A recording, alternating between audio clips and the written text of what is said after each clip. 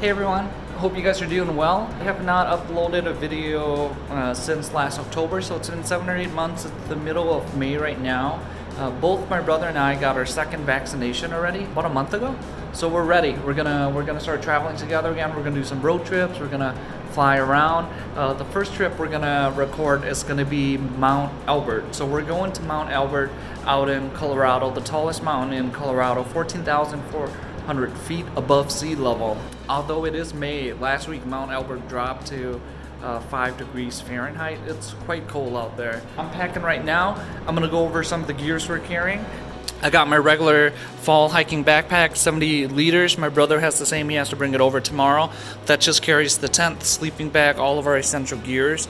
Some of the additional stuff we're bringing, because out in Colorado right now, when you go up to certain elevation like Mount Elbert, it does feel like winter. It is literally winter out there.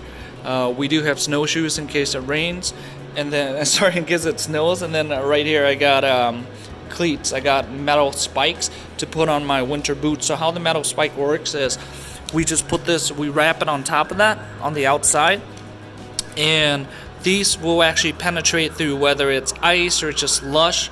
So when we climb up, when we ascend, we don't slip and fall. However, if it does snow, we got to switch over to snowshoes, which I'm hesitant about. It's hard to climb uphill with snowshoes that extend 3 feet long. You just can't really maneuver in them, and it's quite heavy snowshoeing uphill. Snowshoes supposed to be for flat grounds, but we're going. We're going to get up there. Other than that, I do have a 40-liter backpack too. We'll swap that out on the Ascension. And then sleeping bag, sleeping pad. My brother got to bring all his stuff. I got my drone, GoPro, butane. I also got oxygen. Let's go over here and look at the itinerary. So with the itinerary, the plan is today's Monday. We're going to meet up Tuesday. I forgot, tomorrow I actually got to go pick up my nephews and take them to soccer practice. But after soccer practice, I'll pick up my brother. Alright, so we just got back from practice. Timmy and Vincent.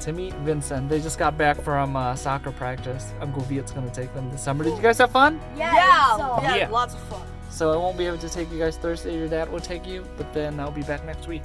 Okay? Say bye. Bye. And then we'll come back here and pack our gears. So we're supposed to meet and then pack up, rest at about 10 or 11, sleep for 3 hours, get up, shower, eat, and then depart at 3 a.m. So the plan is to drive 12-13 hours straight. We should be able to arrive at 4 p.m. in Denver. We'll check into a hotel and we'll sleep there for one night. The reason we're doing this is we want to acclimate slowly. So Denver is 5,300 feet above sea level. 1 day to acclimate to the low oxygen level. This will be at about 90% oxygen level, normal sea level oxygen level for Denver. Alright, so we got to the hotel, we're taking a break, brother's putting his shoes on, we're gonna go pick up some pho. But look at this over here! So we got those are the mountains, the Rockies. We're gonna try to submit Elbert tomorrow. Bam! Got all the homies out there. These guys. No quarantines. Day 2, we're probably gonna grab some, check out some of the Vietnamese restaurant, eat some pho, and then we'll head towards Mount Elbert, tallest mountain in Colorado. We're gonna go on the southern trail though. The northern trail is the trail that most people go on. I want to go on the southern trail so there's less people, especially during this time. There's probably no one taking the southern trail. So some of the difficulties we'll run into is the southern trail has less people. Climbing upward, ascending, there will be less oxygen the higher you go. By the time you get to the top, there'll be about 60% oxygen, normal oxygen level. And then the other one is because it's still early spring out there, it's been snowing a lot. So right here I've been checking the weather.